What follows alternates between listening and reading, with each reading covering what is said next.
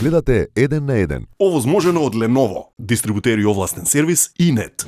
Bilo je neko vreme, recimo najviše u periodu 90-ih kad sam došao u Beograd razočaran u životu.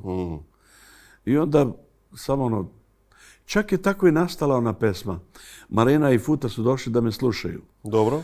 Tu A se kaj pееше? На кој место? Slučajno se, to je bio restoran Ambasador u Beogradu. Dobro, I ресторан. slučajno se desilo da je jedna žena, ona je supruga od jednog golmana iz Crvene zvezde, slavila je rođendan i bilo je samo žensko društvo.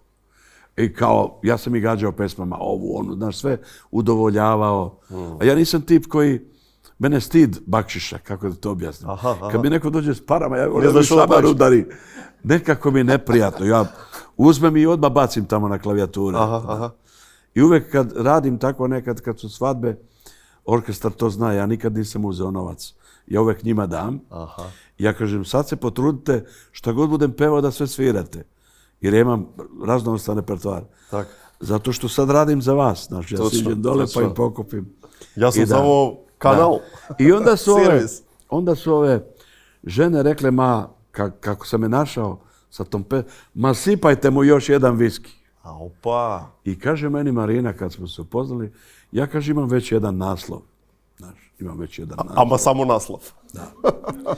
I tako je nastala ta legendarna pesma koja je na neki način i moja lična karta. I nakon toga, nakon tog festivala, Marina mi je to sve prepričavala. Mnogo je njenih prijateljica nju zvalo, pa ko je taj vi što je dobar frajer? Pazi, ja frajer. I kao kako lepo peva, pa ja prolazim Knez Mihajlovom i kreću prvi autogrami. Ja u šoku, a drago, milo mi, je li to moguće, neverovatno, pa da se slikam, pa hoću, pa sve mi drago. I odem kući, stanem pred ogledalom i kažem, Bože dragi, šta su to u meni našle?